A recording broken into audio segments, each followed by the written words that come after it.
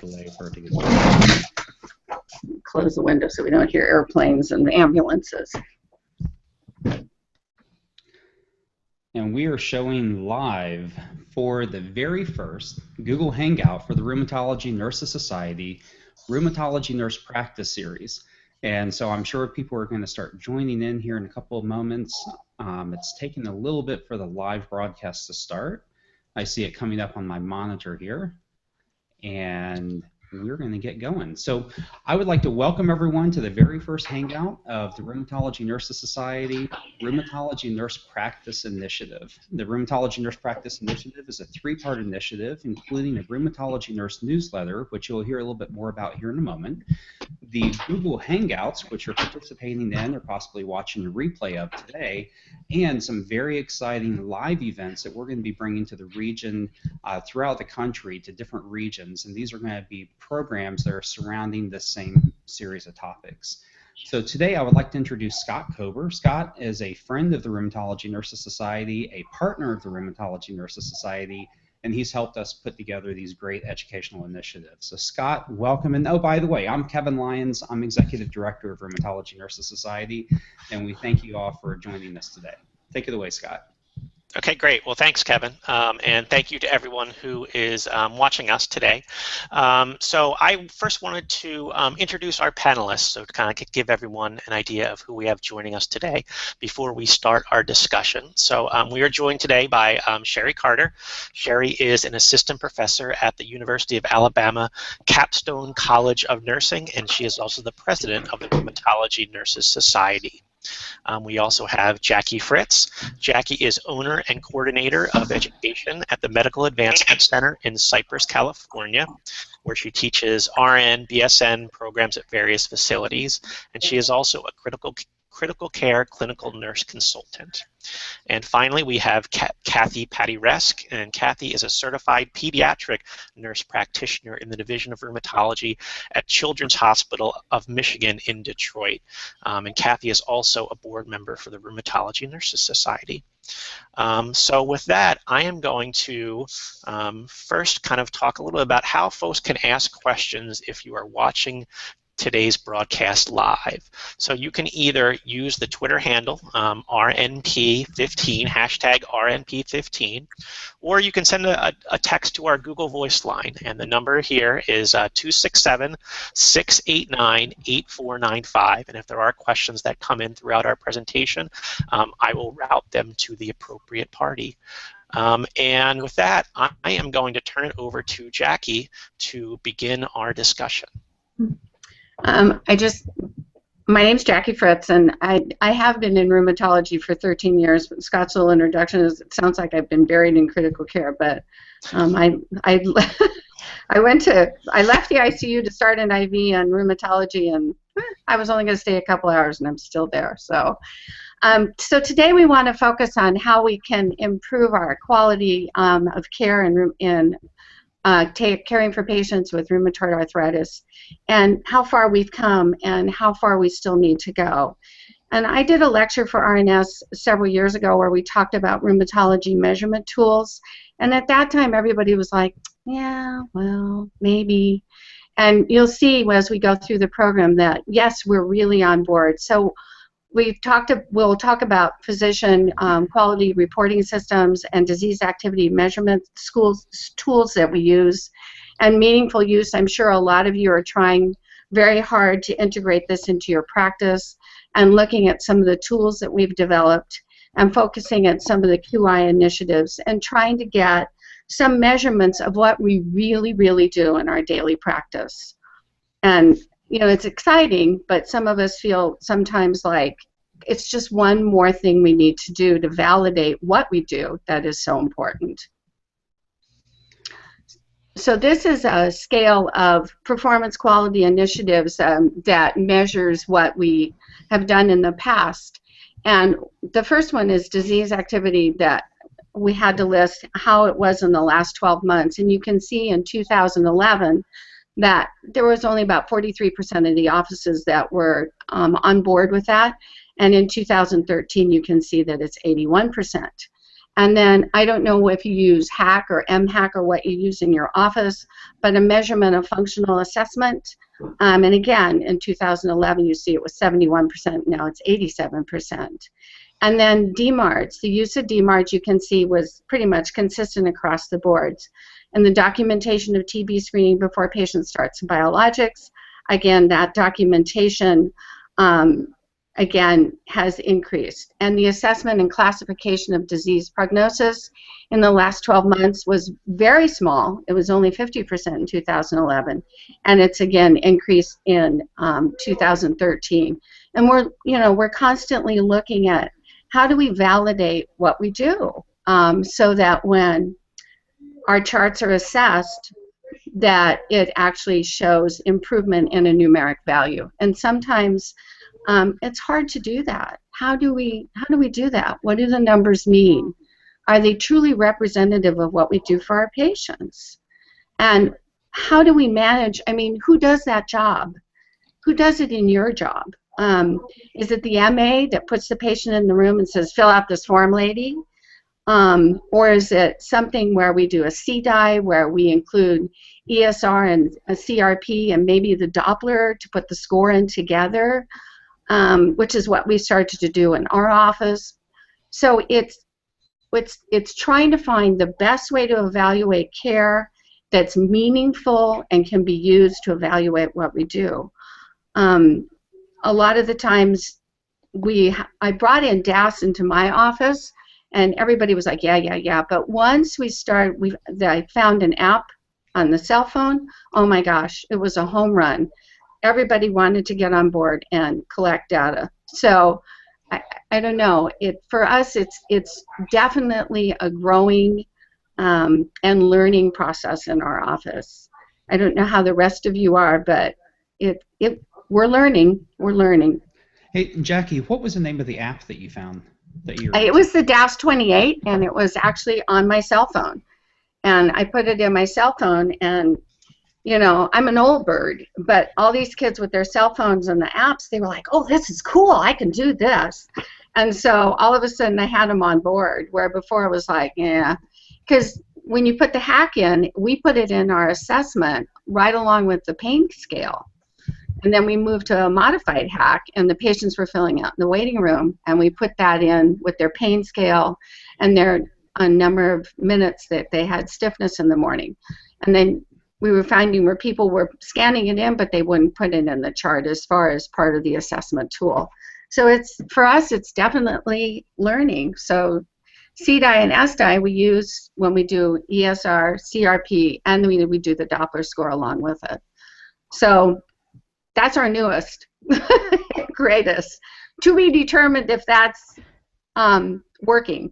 But Jackie, this is Sherry. I was wondering, when we first started in using electronic data capture in rheumatology research, that was supposed to save us time initially, and we actually found out in the initial phases, we spent 30% more time in trying to use the electronic data capture systems with rheumatology research data collection.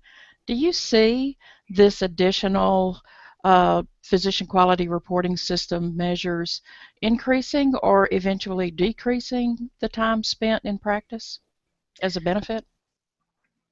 Boy, that's a double-edged sword, because I love you, Sherry. I know you. Kathy's just sitting back there. But it's, for us, what's the incentive? Right. Yeah. I mean, the incentive is we get Medicare reimbursement if we comply, and we want to look and know that we're doing the best thing for the patients. The other side of it is, you're right, it costs us more money. It absolutely costs us more money to do all these tools. We have upgraded our electronic records I don't know how many times, trying to, even the labs, just getting the labs into the chart for meaningful use. So we've just added another leg that if the patient's on the portal, which is how many percentage of your practice get on the portal, that we can actually send them a note that says, "Congratulations, Cherie, you know, your SED rate and your CRP are decreased, or your white count's down, or whatever." And we just added that this week. Mm-hmm. So we keep, but it's always, it's more for me. It's more for me to do. Are you having to create, as many of us are, I think, I'm going to say this, are you having to Absolutely. create your meaningful use materials? I mean, where can you get that would be Yeah, beneficial? right now, I think a lot of it, we're just trying to add it to the electronic record that we designed years ago, and we're just trying to add those appendages on. As I see it in the hospital, too, when I work in critical care and stuff, they say, "Oh, well, we need an appendage for this, so let's add so that's, yeah. But I think it's a learning process, and I think as we through RNS share our ideas, we've done so many wonderful templates that we've used in documentation that I've learned at RNS. So take your hat off and take a bow, ma'am. And Kevin. Okay. And the shout out to, I mean, not only to Sherry, but also Iris Zink, our president-elect, who she's not on our panel today, but we actually have a new set of meaningful use downloadable documents coming onto the website starting probably in 2 weeks. And these are going to be patient handouts for our members so that they can also use that for meaningful use. So that's another announcement we have coming up. All right. See? So if you look at what meaningful use, you've got to get your patients on board. So think back, I said this to a patient yesterday as I was doing her 12-lead EKG. I said, today the whole name of the game is empowerment. We empower you with education. We empower you with knowledge. And then you want to participate. You want to get on the portal. You want to become a part. But 25% of my patients, they don't even have a computer. And many of our patients don't speak English. We have Chinese, Korean. A guy came in yesterday with a disease. Kathy, you'd be interested in this. He was diagnosed with Kaizen-Beck from Korea, and he's had it since he was a baby. And, you know, we're like, huh? What's that? Mm-hmm. So we're out on the internet and educating us. And it looks like a very serious form of arthritis in children that, you know, we in the adult world had never even heard of. And we're like, oh. And now he shows up and he's 40 years old and he says, I have this disease. We're like, what? Kaizen-Beck? I've never heard of it. Never heard that one. So you can, oh, well, see? So we're constantly learning back and forth.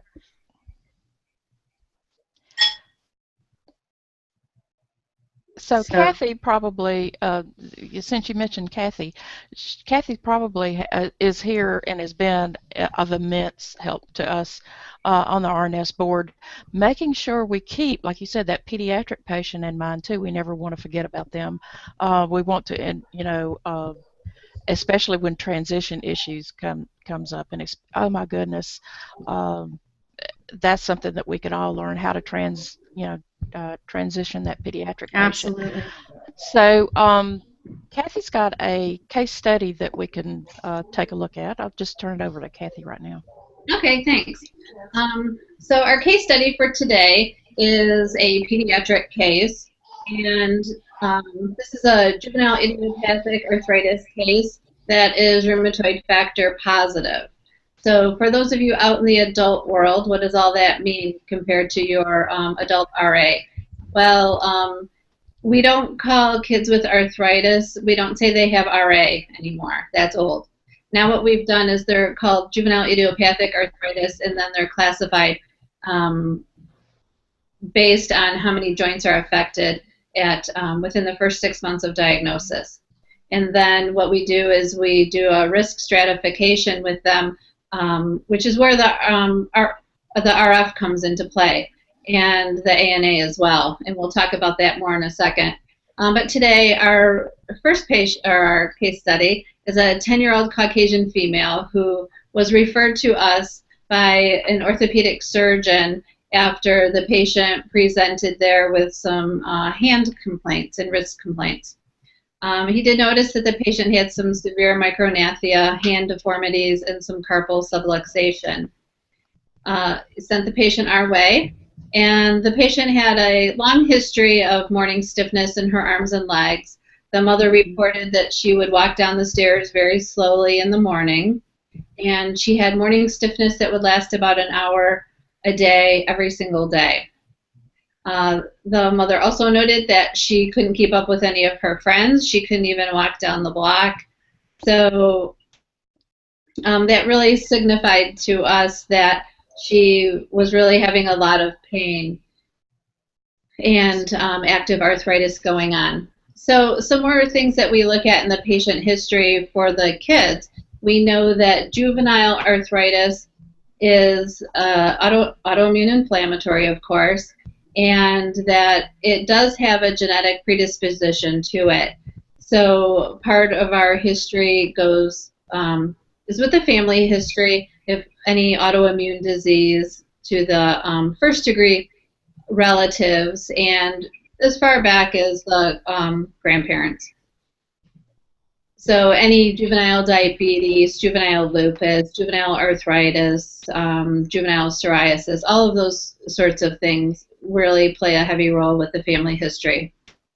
So this family history had no history of autoimmune disease.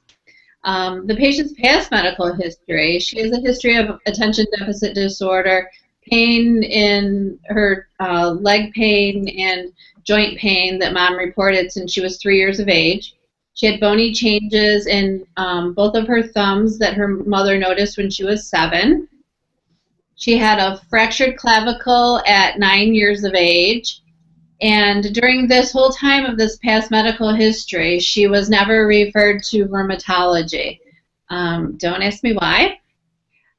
Physical exam findings showed she had some severe micronathia, which you see, this is not her, this is a picture taken from Google Images. You can see the severe micronathia with the maxilla area overlapping the mandible there. Very classic. She had bony proliferation in all of her PIPs, MCPs. The carpal subluxation was from some very ongoing, long-term active arthritis damage, swelling to all of her digits along with the bony proliferation. Many acute and chronic changes of her arthritis were present, not only in her hands and her wrists, but also in her knees as well. And the severe micronathia, obviously she has a lot of TMJ involvement as well. And it was quite striking when she first presented. So when we did her labs, we noticed that she had this rheumatoid factor of 46, which is much higher than what you would expect if she had, you know, a virus infection, anything else that could alter your rheumatoid factor. It was very significant. So it was definitely a risk stratification of being rheumatoid factor positive, which meant that her arthritis was going to act more like an adult arthritis. It was going to be most likely more erosive and more aggressive. The ANA, we do ANA as part of a risk stratification with the kids as far as their risk for uveitis, which is, you know, the inflammation in the eye. And when you have a positive ANA, you're at higher risk than if you have a negative ANA. The ESR obviously elevated, CRP obviously elevated. The white blood cell count was 8, and the hemoglobin was 10.5 platelets, 425. So the CBC was quite indicative of chronic anemia of inflammation. When you have the low hemoglobin, the elevated platelets, that's very classic. If you looked at the rest of her CBC, she'd probably have a normal MCV, which you would not see if it was a just an iron deficiency anemia. So when we did x-rays of her hands, they showed some mildly diffuse osteopenia, soft tissue swelling, very classic radiologic findings of arthritis in hands. And remember, this scale was only 10. So, so when she first came to us, only being 10 and having all this arthritis in her hands, really became a problem with school and She participated in equestrian activities and things like that. So she needed a lot of strength in her hands, and she needed them for just about everything she did besides her ADLs and school. Kathy, how did you work? How did you work with her school? What are your measures when you start working with the school in particular? What's your first in as the nurse when you're talking to the school about one of your patients? Sure. We actually have a really nice one-page letter that has a listing of all the accommodations that someone in her situation would need and any rheumatologic condition. And I believe that's up on the RNS website as well. What you need to think about is what joints affect what they're doing in school. Obviously, their hands, it's affecting writing. It's affecting their ability to turn doorknobs, turn water faucets, all of those sorts of things. But we really focus in on the writing. So, you know, keyboarding nowadays is much more common as an accommodation than it's ever been, and the kids are very good at it. So that's always an option, as well as someone having a note taker. What about, Kathy, the parents' reaction when you tell them, 10 years old, we talk about empowering adults. Right. How do you handle the family? I mean, is there, oh my God, I'm a terrible parent? Is there guilt? Or do you just move beyond that and say, well, this is what we have? Well, this case was a little more unusual than usually we do see a lot of that guilt, and we do have to reassure the parents that you really did what most parents would do. This case was a little different. If you look back at the history, you can see that it was actually the mother that was reporting a lot of these bony changes that were noticed. And for whatever reason, I'm just not clear on why she was never referred to us, or why it was never really pursued or looked at as being an issue or something that was obviously abnormal. As this child has grown a little older and we've been involved with her quite a bit, unfortunately, compliance has been a huge issue. Mm-hmm. And it's been a huge issue not just with the patient, but with the family making sure the child takes medication, which we run into that a decent amount. I would say this case maybe a little bit more than what we would usually encounter. Tough. Just getting on a horse, my gosh, I can't even imagine. Right. Yeah. Right. So when you see these kids with this horrible arthritis, you always have to think about what is it that they do in school? What is it that they do away from school? We're here in Detroit. Do you ever, in the middle of the urban area, do you ever think about someone riding a horse? Well, we have kids from all over, so you really have to ask, what do you do for fun? What are your hobbies, your interests, your sports? And really think about what they need to do. Do they need their knees? Do they need their hands? What do they need to do? Do they need to be able to, look behind them? So you have to make sure that their neck is they have really good range of motion in their neck for what they're doing. All of those things. So you really have to take yourself back to being a kid. Well, we talked about what you can do to help them accommodate in school, but what about during the summer when they're out? Is there anything in the summer when they're out? That's really the prime time for them to get into physical therapy if they're not already in it. A lot of times during school, it's a very busy time, depending on what grade they're in, the family schedule, etc. Physical therapy can be a little harder. There are a lot of families that really prefer summer for intense physical therapy. Certainly swimming, that's excellent for the kids, and we encourage that a lot. Bike riding, just anything. We don't limit their activities just because they have arthritis. We tell them they can play their sports, they can play everything and anything they want to do. Their body will tell them when they need to slow down or stop for a little bit, and they just need to listen.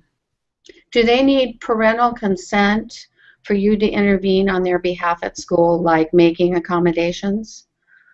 The parents are usually the ones that request it, and I don't get an official permission. I don't, in our practice, we don't have them sign anything letting us do it. But they'll request that we send something to the school.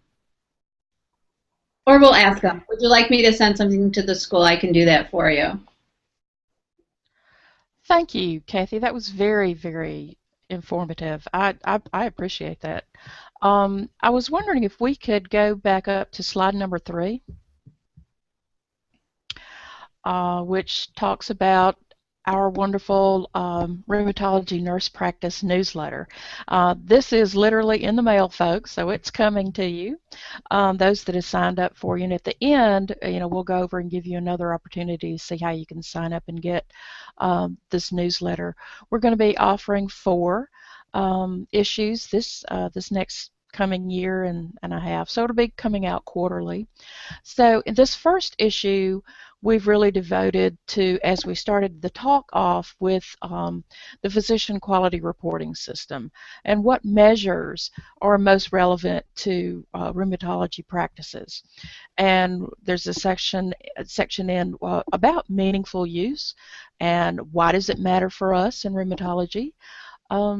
We have a section that helps describe how individual rheumatology practices have customized their electronic health records to encourage the better alignment with the PQRS methods and quality indicators, and how successful have some of the rheumatology practices been with the adoption of the quality standards, and what hurdles still remain for us. I know we've talked about time and money in particular on this particular broadcast, so we welcome you to sign up, get that first newsletter, and it's coming. So let me turn it back over to Kevin so he can tell you all the ways that you can sign up for. Sure. Thank you, Sherry, and thank you, Kathy and Jackie.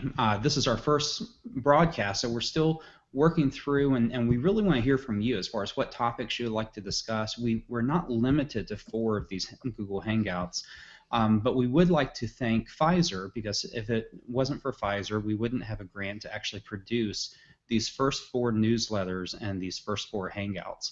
And just to let you know, the Rheumatology Nurse Practice newsletter, it actually grew to be almost a mini journal. It's a 20-page newsletter that has a phenomenal article in there about PQRS, as Sherry shared with us, but also some perspectives from some of our rheumatology nurses and from our board members on various areas of practice. So we're very excited about this. The newsletter, if you go to rns.org, there's a URL there on the screen, but just to make it short, if you go to rns.org/RNP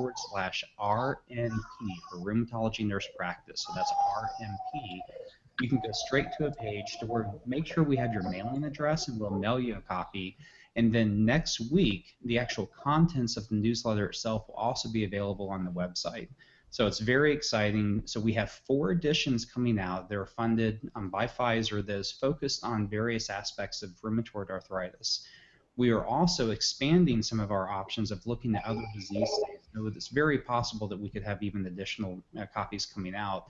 And a new item that's part of the Rheumatology Nurse Practice family is these live regional events coming out probably here within a couple of months. You'll get some updates through either our Facebook, Twitter, email, LinkedIn, and we'll share with you some more information about that. But it's basically going to be live events that we're coming to your areas and presenting to you on some of these similar topics. So, and then of course, Rheumatology Nurses Society, if you're a member, thank you so much. A lot of great things are happening. We just published the core curriculum, which is just a phenomenal work for these, the nurses. We also have a lot of other exciting things that we have coming up, and of course our annual conference, August 6th through 8th in sunny Orlando, Florida. Scott says it's snowing today up in his area, so sunny. Bring your bikini. Yeah, it's going to be fantastic. It's going to be fantastic. So a lot of exciting things coming up. If you're not a member, it's a great time to join. So take a look at rnsnurse.org. Feel free to reach out to any of us. Were there any questions or anything else that you wanted to cover today? I would just like to say one thing. if anyone is interested in being a part of the special interest group for pediatrics, please email me at RNS or put something on the RNS website and we'll get it moving. So there is, on the right-hand side of the RNS website, there's a Contact Us tab. So if you click that Contact Us tab, you can send in a note and send it to Kathy Patty Resk. And if you send it to her, and I'm going to highlight her just so hopefully she'll pop up here, it's Kathy Patty Resk, and she is a RNS board member, a pediatric nurse practitioner, and she's also leading the special interest group on pediatric rheumatology. So please, if you're interested in being a part of that, check out, give us some feedback. I just have to say, watching RNS grow, the one thing, if you haven't become a member, do become a member. It's a room full of amazing, compassionate people, and you can just feel the compassion when you come to a conference, where some conferences are, go to this room, sit down, blah, blah, blah. At RNS, you just feel the compassion running between people. It's definitely the link with the education that keeps us forward, and it's a fabulous group to belong to. Awesome. Thank you, Jackie. Thank you. Sherry, do you want to wrap us up? Well, I shall. Thank you very much for joining us either live today or on the subsequent post-live recordings. Yeah. What do you call them? Yeah. This yeah. is How the did they question reach we were that? getting on Facebook. And yes, this whole recording will be available for replay on the RNS website, on Facebook. You'll see it all over the place, and it will be a replay on YouTube. YouTube. Oh, that's right. Wonderful. Hello, all you YouTube viewers out there. And no, I do not want my students to get a hold of this, so don't tell anybody. Tell me any of my students that I'm on YouTube. So anyway, thank you so much for attending. Thank you, Jackie. Thank you, Kathy, Scott, and Kevin. It's been an honor to hang out with y'all today for our Google Hangout, and I hope to see you all soon. Thank you. Thank you, everyone. Thanks. Bye, everyone. Bye.